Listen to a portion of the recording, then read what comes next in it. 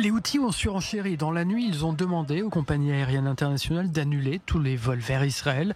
Les terroristes yéménites disent réagir à l'intensification des combats à Gaza. Comme à son habitude, le porte-parole des Houthis présente l'organisation terroriste comme l'armée régulière du Yémen.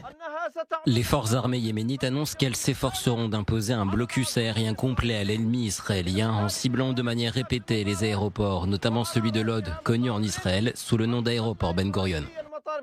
Quelques heures après le tir de missiles balistiques Houthis sur l'aéroport Ben Gurion, le Premier ministre israélien a promis de riposter contre les Houthis et d'agir contre leur protecteur, l'Iran. Sur Twitter, Benjamin Netanyahou reposte un message de Donald Trump datant de mars dernier dans lequel le président américain s'engageait à tenir l'Iran pour responsable des actions des Houthis. À Téhéran, justement, le porte-parole du ministère iranien des Affaires étrangères affirme que le régime des Mollahs n'a aucun lien avec la milice Houthi, qu'il s'agit là d'accusations sans fondement qui ne serviraient qu'à faire diversion par rapport à la guerre à Gaza. Le diplomate va plus loin. Ces accusations s'inscrivent dans le prolongement du même discours de diversion qui a été élaboré ces dernières années et auquel il semble désormais croire.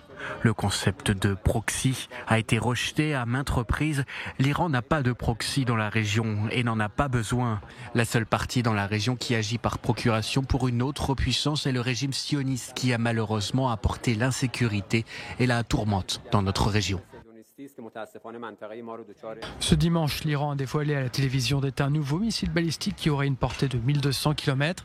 Le ministre iranien de la Défense a déclaré que les bases américaines de la région étaient des cibles potentielles et que grâce à la nouvelle technologie du missile, Israël ne pourrait en intercepter que 5 sur 200, toujours selon Téhéran. D'après un média d'État iranien, les missiles ont déjà été placés dans des bases cachées à l'abri d'une frappe américaine ou israélienne.